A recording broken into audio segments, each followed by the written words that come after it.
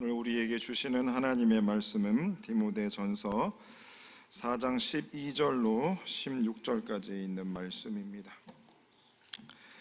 디모데전서 4장 12절로 16절까지 있는 말씀입니다. 제가 한 절, 여러분들이 한 절 교독하시겠습니다. 누구든지 내 연소함을 업신여기지 못하게 하고 오직 말과 행실과 사랑과 믿음과 정절에 있어서 믿는 자에게 본이 되어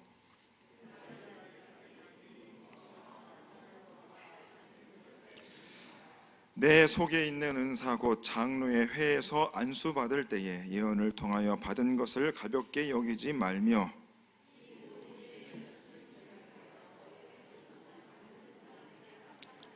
함께 읽겠습니다. 내가 내 자신과 가심을 살펴 이 일을 계속하라.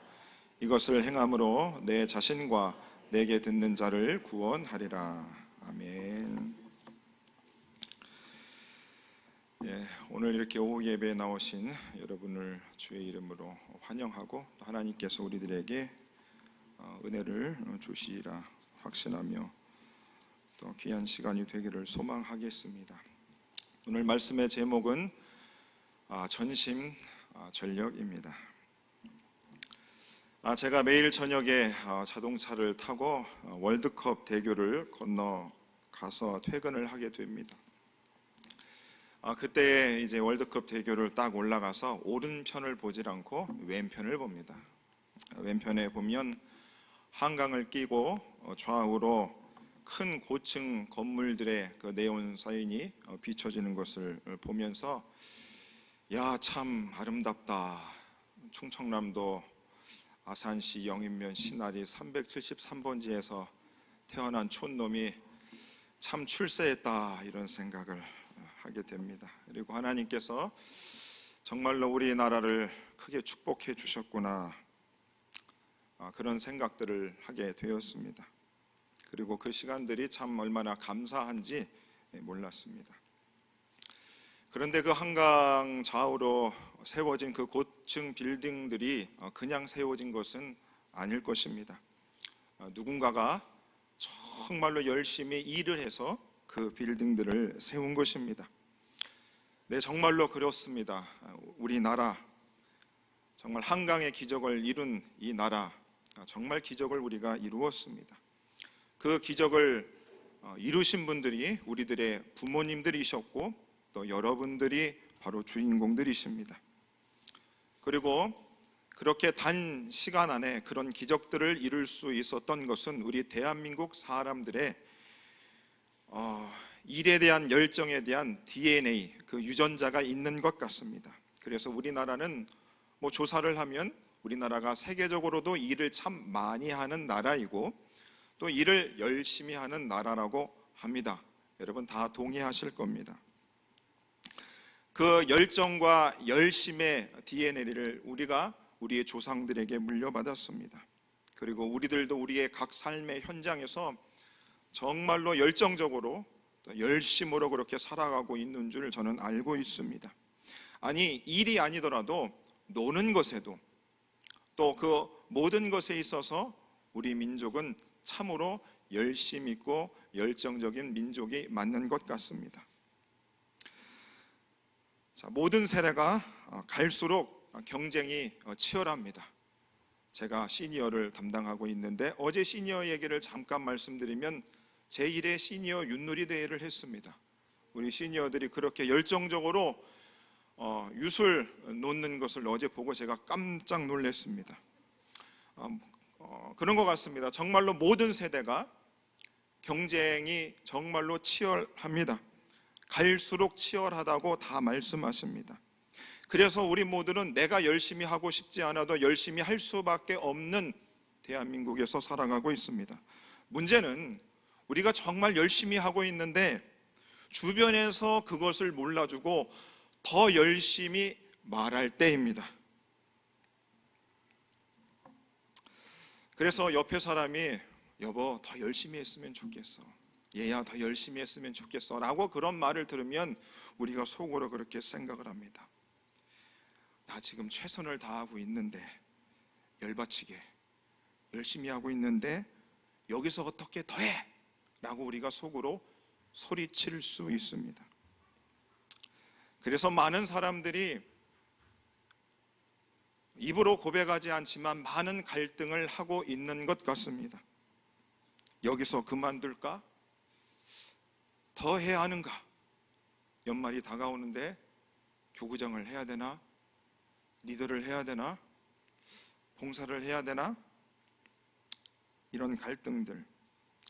이대로 계속 가면 무슨 일이 일어날 것 같은데 남들은 자꾸 우리한테 더 열심히 하라고 채찍질을 하고 있습니다. 이것을 우리가 하루 이틀 해온 것이 아니고 하루 이틀 들어온 것이 아닙니다. 여러분, 어떻게 그런 소리를 지금까지 들어오시면서 여러분 참아오셨습니까? 여러분 계속해서 그렇게 살아갈 마음이 있으십니까? 목사님 아직 젊어서 그러는데 살다 보면 다 사라집니다. 뭐 그렇게 말씀하실 겁니까?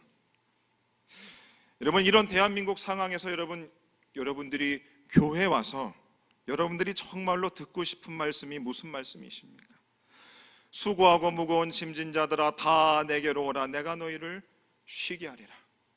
정말로 저 하늘 보호자 우편에 계신 예수님께서 우리에게 강림하셔서 각 사람들을 교회로 들어오는 우리들을 큰 팔로 벌리셔서 우리를 안아주시고, 그래서 정말로 네가 열심히 살아왔구나, 그래 내가 열심히 살았으니 이제 쉬어라, 교회에서 마음껏 쉬어라, 봉사도 내려놓고 집안에서도 일을 내려놔도 좋다, 그렇게 말씀하시면 참 좋겠지만 오늘 말씀의 제목이 전심전력입니다. 이야, 목사가 참 눈치가 없다, 힘들어 죽겠는데 전심전력을 하라니. 오늘 말씀의 결론은 여러분 전심전력 하라는 내용입니다. 왜 이 말씀을 전해야 될까? 저도 여러분 따뜻하고 여러분들을 품에 안는 그런 설교를 하고 싶지만 자꾸 이 말씀이 떠올랐습니다. 그러니 저도 어쩔 수 없었습니다. 특별히 주일 오후 예배에 나오신 대부분의 청중들은 교회의 중직자들이시고 교회의 리더십들이십니다. 그 누구보다도 사회에서도 교회에서도 열심으로 열정적으로 살아오신 분들이고 지금껏 그 자리를 지켜오셨기 때문에 여러분들이 교회의 리더십으로 이렇게 세워져 있는 것입니다. 그러면 왜 오늘 하나님께서 전심전력이라는 제목으로 저와 여러분들에게 하나님이 왜 또 이런 말씀을 주시는지 한번 잘 들어봐 주셨으면 좋겠습니다. 오늘 말씀은 사도 바울이 영적인 아들 디모데에게 개인적으로 보내주는 편지였습니다. 그러니까 교회에 주는 공적인 편지가 아니라 개인과 개인끼리 주고받는 사적인 편지였습니다. 하지만 교회의 공적인 문제도 들어있었습니다. 왜냐하면 그 영적인 아들 디모데가 에베소 교회를 목회하는 담임 목회자였기 때문입니다. 그러니까 개인적인 이야기이지만 아들 그 디모데가 교회를 목회하고 있으니 그 교회를 목회하는 데 있어서 문제점들을 잘 처리할 수 있도록 그것에 대한 그 해결 방안들을 알려주기 위해 교회의 공적인 문제도 다루고 있는 것입니다. 여러분, 사도 바울은 우리가 잘 알고 있습니다. 그 사람은 몇 번의 전도 여행을 통해서 가는 곳곳마다 복음을 전하고 예수 믿는 사람들을 통하여 그들이 모여서 그곳에 교회를 세우고 다른 곳에 가서 또 복음을 전하는 일들을 계속해서 했습니다. 그리고 그가 가는 곳마다 교회가 이렇게 세워졌습니다. 그러니 당연히 교회를 세우고 나서 다른 곳에 전도해야 되고 복음을 전하다 보니 그 교회를 대신해서 잘 담당해 줄 사람이 필요했습니다. 바로 사도 바울은 자신이 복음을 전하고 마게도냐로 가면서 영적인 아들 디모데에게 에베소 교회를 좀 목회해 달라고 그에게 부탁하고 떠납니다. 그리고 오늘 이 편지는 바로 바울이 영적인 아들 디모데에게 목회를 잘 하라고 그에게 격려하고 있는 것입니다. 그런데 여러분, 오늘 이 말씀에 보시면 디모데가 에베소 교회를 목회하는 데 있어서 그에게 연약한 점, 단점, 약점이 있었습니다. 오늘 말씀 12절 말씀에 보시면 이렇게 기록합니다. 누구든지 내 연소함을 없인 여기지 못하게 하고, 이 말씀이 있습니다. 교회 역사가들에 의하면 이 디모데가 약 30대 초중반의 나이였다고 합니다. 20대라고 말하는 학자들도 있는데 여하튼 젊은 나이였습니다. 어린 나이에 에베소 교회의 담임 목회자였습니다. 그 에베소 교회가 어떤 교회였는가? 에베소 교회는 그 당시에 아주 부유하고 매우 영향력 있는 항구 도시였답니다. 한적한 시골이 아닌 매우 크고 영향력 있는 도시의 교회였습니다. 그러니 당연히 그 지역에 세워진 교회이다 보니 부유하고 영향력 있는 사람들이 그 교회를 출석하였고, 또 할례의 전통을 가지고 있던 유대교인들도 굉장히 많이 그 교회에 있었답니다. 그리고 그때 당시의 문화에 있어서는 바로 나이와 경험에 대해서 큰 가치를 두고 있던 문화적인 그런 상황들을 가지고 있는 지역이었습니다. 그러다 보니까 오늘 나이 어린 이 디모데가 에베소 교회를 목회하는 데 있어서 어려울 수밖에 없었던 것이, 예를 들어 우리나라와도 비슷한 것이죠. 우리 교회처럼 큰 규모의 교회에 30대 초반에 젊은 목회자가 담임 목회자로 여러분 만약에 서 있다고 생각해 보십시오. 그리고 그분이 주일마다 강단에서 말씀을 선포하시려고 했을 때에 그 젊은 목사님을 보면서 앉아있는 어른 성도님들이 볼 때, 야, 너무 나이가 어린 거 아니야? 그분이 정말 하나님의 말씀을 잘 전할 수 있을까라는 그 너무나 나이가 어린 것으로 인하여 하나님의 말씀을 잘 받지 못할 수도 있는 경향들이 바로 에베소 교회에도 있었다라고 하는 것이죠. 나이 어린 것이 오늘 이 에베소 교회를 목회하고 있는 디모데에게 큰 약점이 되었습니다. 좌우 옆에 있던 분들 한번 쳐다봐 보십시오. 딱 보시면 여러분, 우리나라도 좌우에 옆에 있는 분들을 보면 이분이 지금 나보다 형님인지 동생인지 금방 한눈에 알아챌 수 있습니다. 똑같이 바로 이 에베소 지역의 에베소 교회도 바로 그런 나이와 경험에 큰 가치를 두었던 교회였습니다. 그리고 에베소 교회의 담임 목회자였던 그 디모데에게 또 다른 약점이 있었습니다. 그것은 무엇이었냐면 그의 출신이었습니다. 혈통이었습니다. 그의 아버지는 헬라인 아버지였고 그의 어머니는 유대인 어머니였습니다.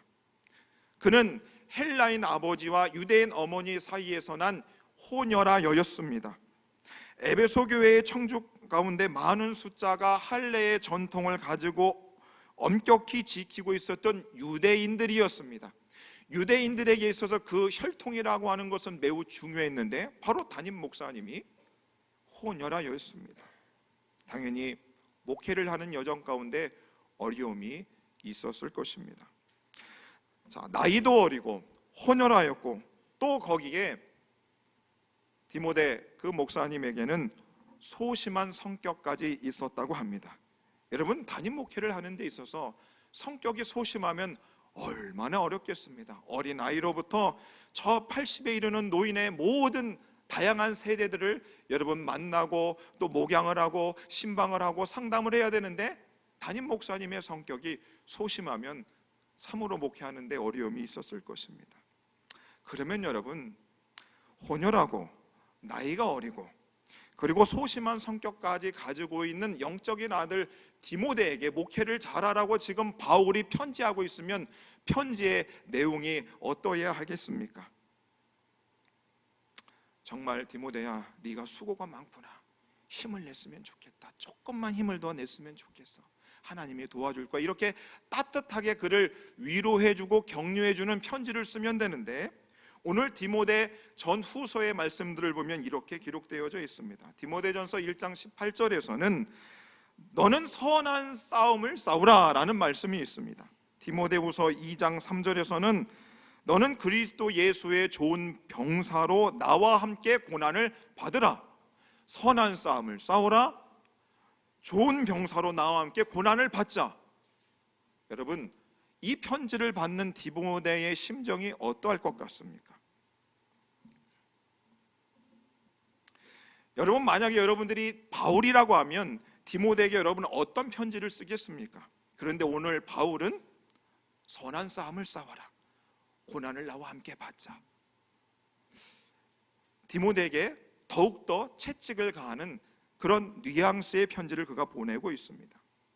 담임 목사님께서 자주 설교 시간에 인용했던 역사학자 토인비는 인류 문명은 역경에 대한 도전한 인간의 의지의 산물이다. 그래서 도전과 응전에 대한 이야기를 말씀하셨습니다. 우리 인생들 앞에 늘 찾아오는 도전적인 도전이 있고, 그리고 그 도전에 대해서 우리가 어떻게 반응하는 응전에 대한 역사라고 하는 것입니다. 지금 우리 교회에서 제자훈련을 하고 있는데, 그 제자훈련 교재에 보면 그 김영근 목사님께서 믿음에 대해서 이렇게 설명을 하셨습니다. 믿음은 하나님께 대한 우리들의 전인격적인 반응이다라는 말씀을 하셨습니다. 우리가 성경을 읽을 때 하나님이 우리들에게 말씀을 주십니다. 근데 그 말씀은 어떻게 옵니까? 도전으로 다가옵니다. 나는 절대로 행할 수 없고 지킬 수 없는 말씀으로 다가오는데, 그것에 대해서 우리가 반응을 어떻게 하느냐에 따라 우리의 삶은 달라진다는 것이죠.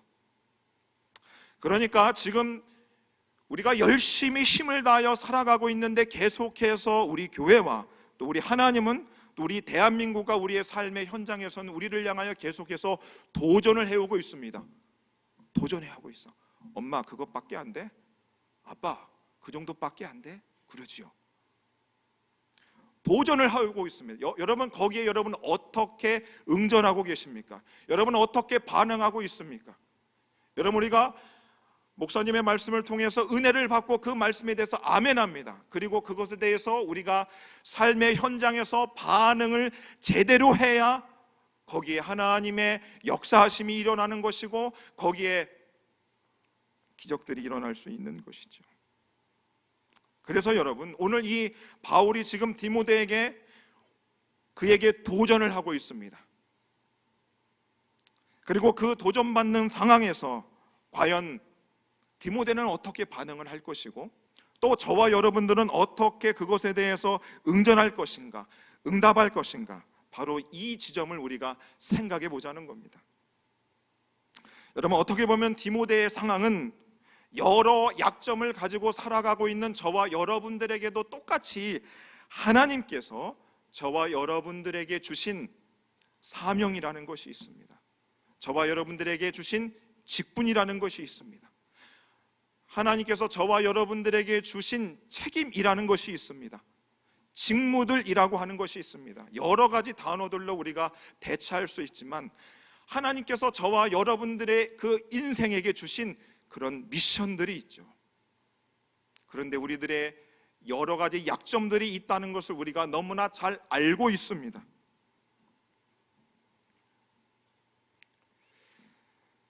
여러분, 바울이 지금 디모데에게 한 이 말, 너는 선한 싸움을 싸우라, 나와 함께 고난을 받으라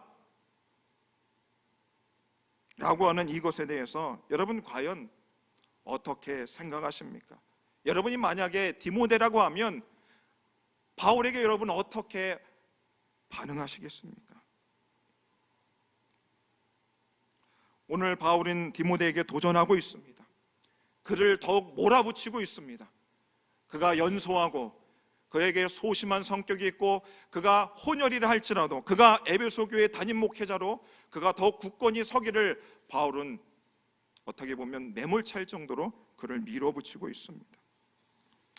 그리고 바울은 지금 디모데에게 그 에베소 교회를 목회하는 데 있어서 그가 가지고 있는 단점이 있음에도 불구하고 그것을 넘어설 수 있는 비법 두 가지를 오늘 디모데에게 알려주고 있습니다. 첫 번째 비법은 무엇이냐면 12절 중반절 이후입니다. 오직 말과 행실과 사랑과 믿음과 정절에 있어서 믿는 자에게 본이 되어, 이게 첫 번째입니다. 지금 디모데에게 약함이 있지만 그가 에베소 교회 담임 목회자로 극복하는 데 있어서 바울이 그에게 준 방법은 에베소를 위로해 주는 것이 아니었습니다. 뭐라고요? 오직 말과 행실과 사랑과 믿음과 정절에 있어서 믿는 자에게, 그 에베소 교회의 성도들에게 본이 되라라고 그에게 첫 번째 솔루션을 주고 있습니다. 여러분, 30대의 젊은 목회자에게 뭐가 되라고요? 너의 그 약점을 생각하지 말고 그 약점을 덮을고도 남을 수 있는 바로 말과 행실과 사랑과 믿음과 정절에 본을 보이라 했습니다. 본을 보이랍니다. 여러분, 이 단어들의 무게들을 여러분 이해하실 거라고 생각합니다. 본이라고 하는 이 단어의 무게가 얼마나 무거운지를 여러분 아실 거예요. 여러분, 말의 본이 되랍니다. 야고보서에서 말에 실수가 없으면 온전한 사람이 했습니다. 여러분, 말에 실수하지 않는 것, 그거 하나만 본을 보이는 것도 여러분 얼마나 대단한 것인 것을 우리가 알고 있습니다. 그런데 지금 말에도 본을 보이고 행실에도 본을 보이랍니다. 그리고 사랑에도 본을 보이랍니다. 여러분, 갈수록 태산이에요. 이 편지를 받았던 디모데의 심정이 여러분 어떨 것이라 여러분 생각합니까? 편지를 받고 편지를 집어 던지고 싶었을 수도 있습니다. 여러분이 디모데라고 하면 여러분 정말로 어떻게 하셨겠어요? 나보고 본이 되라고? 와, 지금 성도들이 나의 약점을 가지고도 목사님이 너무 어린데, 그것 때문에도 너무 힘이 드는데 본이 되라고? 두 번째 솔루션은 무엇입니까? 내가 이를 때까지 읽는 것과 권하는 것과 가르치는 것에 전념하라. 여러분, 지금 바울은 목회자인 디모데에게 말씀을 읽는 것, 그리고 말씀을 가지고 성도들을 권하는 것, 그리고 그 말씀을 가르치는 것에 전념하라고 했습니다. 여러분, 목회자의 하는 일이 여러분 무엇이라고 생각합니까? 목회자는 말씀과 기도에 전무하는 것이죠. 말씀을 읽고 누구보다도 연구하고 묵상하고, 그래서 그 말씀을 기초로 해서 하나님께 받은 말씀을 교우들에게 전하고, 그리고 그 말씀을 가지고 성도님들을 권면하고, 그리고 가르치는 일을 하는 것이 목회자의 일입니다. 당연한 직무를 지금 이해하고 있어요. 거기에 전념하라 말하고 있습니다. 여러분, 잘 들어보시면 이해하게요. 바울이 지금 디모데에게 이렇게 얘기하는 거죠.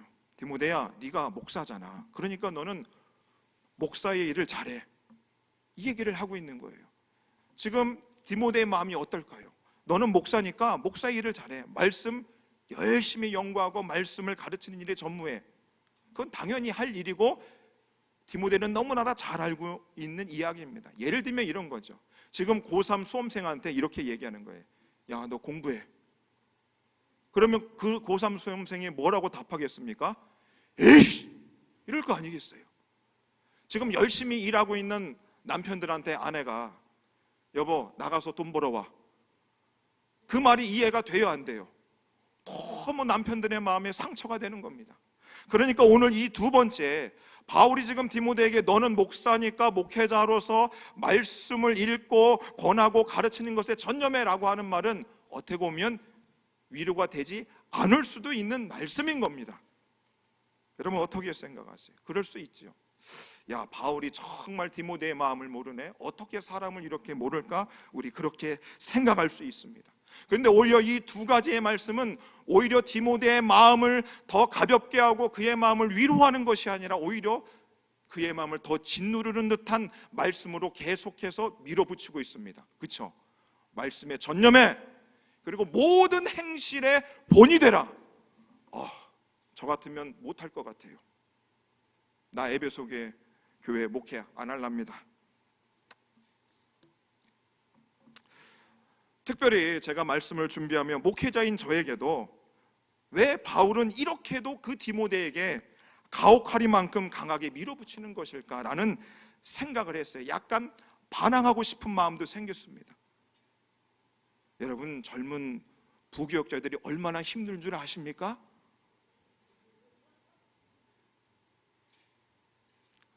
담임 목사님은 100배로 힘이 드십니다, 여러분.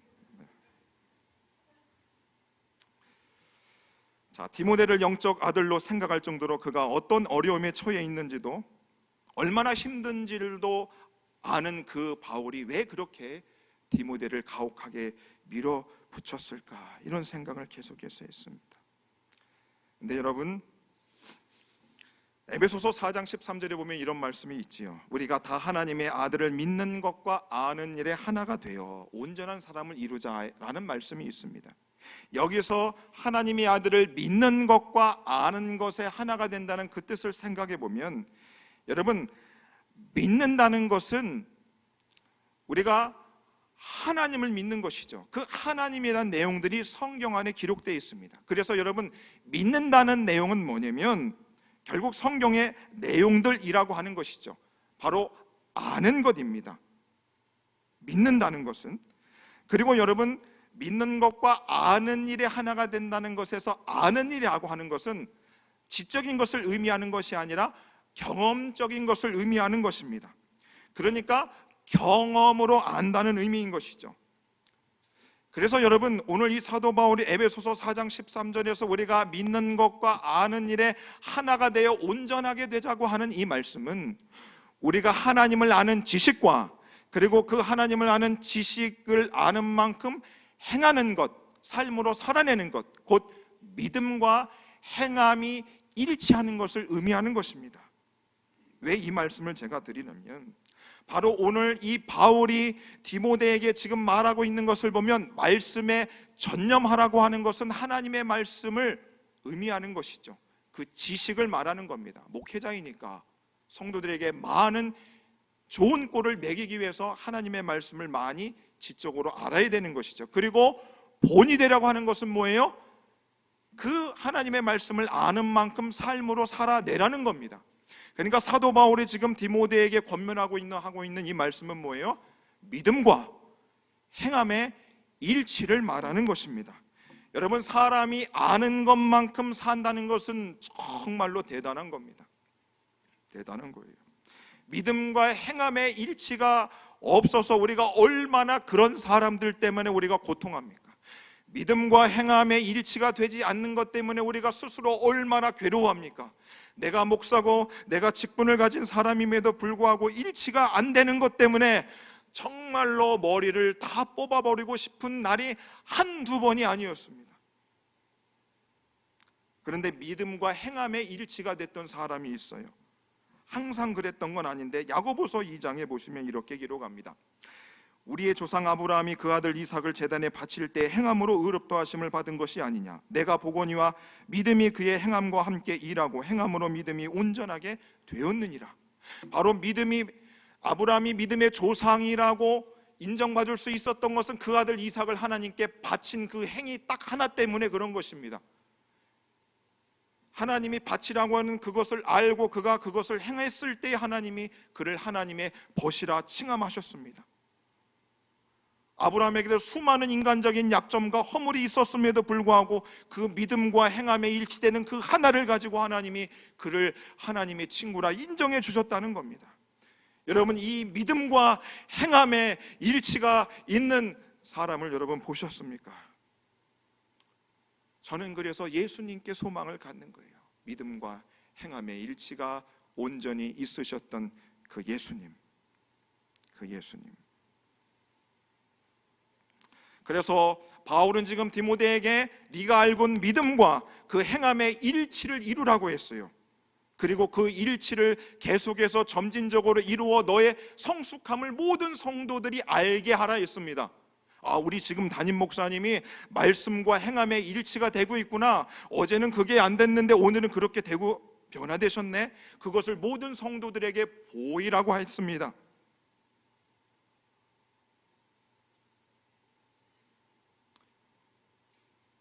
그리고 바로 15절에서 이 모든 일에 전심전력하라고 해요. 이 모든 일이 뭐예요? 바로 믿음과 행함이 일치되는 것에 전심전력하라는 거죠. 그래서 너의 변화된 것을 모든 성도님들이 보게 하라, 나타나게 하라라고 말했습니다. 야, 정말이지 바울이 지금 디모데를 잡고 있습니다. 사람 잡고 있는 겁니다. 어떻게 그것을 할 수 있을까?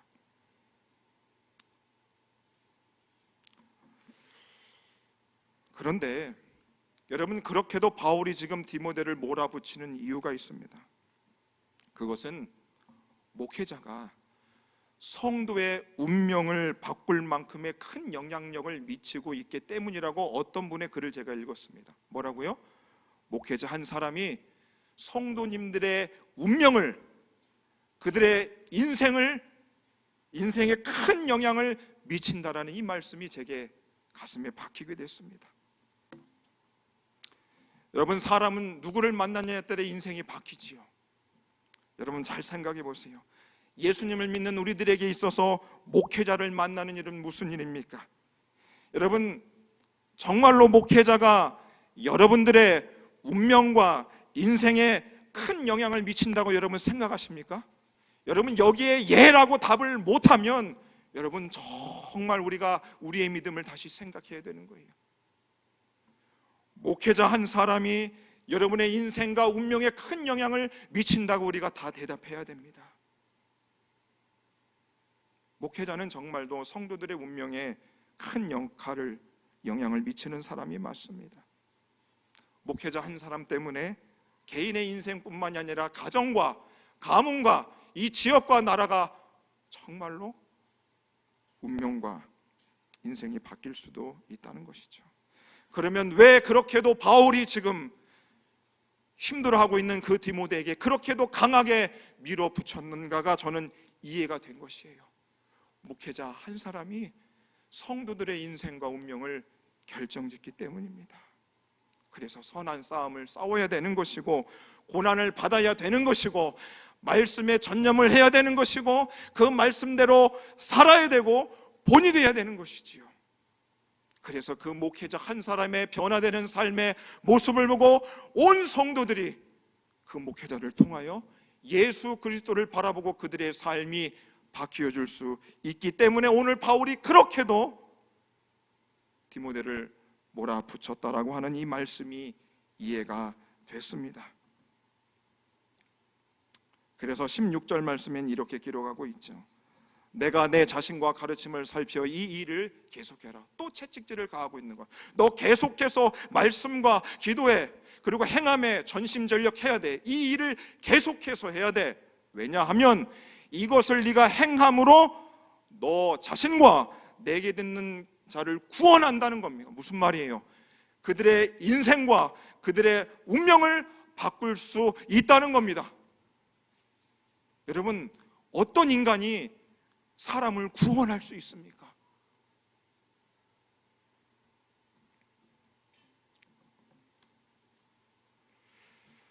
그래서 여러분, 오늘 이 바울이 디모데에게 그렇게 가혹하리만큼 전심전력해야만 하는 이유들을 여기서 발견할 수 있게 됐습니다. 자, 그러면 여러분 보십시오. 지금 디모데는 목사님입니다. 목사님, 오늘 말씀 잘 들었어요. 목사님이 그렇게 사세요. 그렇게 살아서 변화되면 저희들이 그것을 따라 살겠습니다.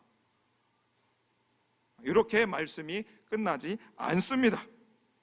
자, 우리 교회는 좋은 목사님들이 있죠. 최은선 목사님, 나윤수 목사님, 우윤환 목사님, 최현 목사님, 강도사님은 패스하겠습니다. 시간이 없어서. 그 훌륭한 목사님들 그렇게 사십시오. 그러면 우리가 보고 배우겠습니다. 이렇게 끝나지 않습니다. 여러분, 에베소서 4장 11절 말씀부터 14절에 있는 말씀을 제가 다른 번역 성경으로 읽어드릴게요. 잘 들어보세요. 그분이 어떤 사람은 사도로, 어떤 사람은 예언자로, 어떤 사람은 복음전도자로, 또 어떤 사람은 목사와 교사로 삼으셨습니다. 그것은 성도들을 준비시켜서 봉사의 일을 하게 하고 그리스도의 몸을 세우게 하려는 것입니다. 그리하여 우리 모두가 하나님의 아들을 믿는 것과 아는 일에 하나가 되어 온전한 사람이 되어서 그리스도의 충만하심의 경지에까지 다다르게 됩니다. 여러분, 지금 말씀과 믿음과 행함의 일치를 이루는 것은 목회자들만에게 해당되는 말씀이 아니라는 것입니다. 저와 여러분들에게 다 해당되는 말씀인 거예요. 그래서 여러분, 교회 오셔서 목사님, 말씀대로 살아가는 것은 목사님들의 역할이에요. 목사님들은 그렇게 살아가세요 라고 여러분들이 해야 될 일들을 우리 목회자들에게 토스하지 마십시오. 여러분들도 똑같이 하나님의 말씀을 받고 그 말씀을 삶에서 이루기 위해서 여러분 바둥바둥대고 부들부들 떨면서 살아야 된다는 것입니다. 그것이 하나님의 말씀이고 뜻이라고 하는 것이죠.